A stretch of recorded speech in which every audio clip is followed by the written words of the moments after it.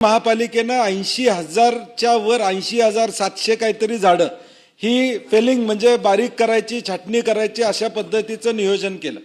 त्यातलं 94% झालं असं मुंबई महापालिका म्हणते. राहिलेले 4,000 झाडांच्यावर त्यांनी कारवाई केली नाही म्हणतं. परंतु त्या 4,000 झाडं पडलीत का याचाही माहिती या ठिकाणी मिळणं गरजेचं आहे.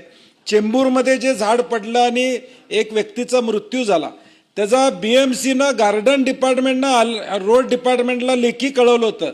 हे झाड 12 मेला व्यवस्थित आहे असं सांगितलं आणि 25 मेला त्याच्याबद्दलची कारवाई त्या ठिकाणी केली. परंतु रोड डिपार्टमेंटला लेखी कळवलं होतं गार्डन डिपार्टमेंट BMCनं की या बाबतीत कन्स्ट्रक्शनमुळं हा विषय या ठिकाणी होऊ शकतो. मग सभापती महोदय जीव गेल्यावर आम्ही या ठिकाणी चर्चा करतो, त्याच्याबद्दल या ठिकाणी संवेदना व्यक्त करतो. परंतु ज्या घटना टाळू शकत होत्या त्या BMCनं टाळल्या का? एकूण आकडेवारी दर मग चालू होतं. मागच्या वेळी देखील मनसूनला एवढी झाडं पडली होती, यावेळी देखील एवढी पडली.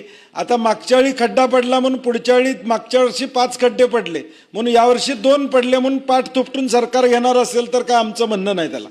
माझं म्हणणं सभापती महोदय काय की मनसून हा ठरलेला आहे, पाऊस ठरलेला आहे. हे असताना देखील सरकारनं ज्या पद्धतीनं याच्यावर लक्ष द्यायला पाहिजे होतं ते लक्ष दिलेलं नाही. मानखुर्दची घटना अनधिकृत बांधकाम होतं असं स्टेटमेंट CM साहेबांचं आम्ही ऐकलं. मग त्याच्यावर कारवाई पूर्वी का झाली नाही?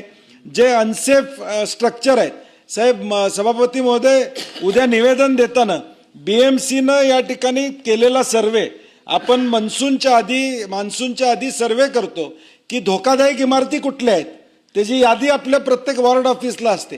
मग या मानखुर्दच्या इमारतीचा वॉर्ड ऑफिसमध्ये नोंद होती का की बाबा हे धोकादायक इमारत आहे आणि पडण्याची शक्यता आहे?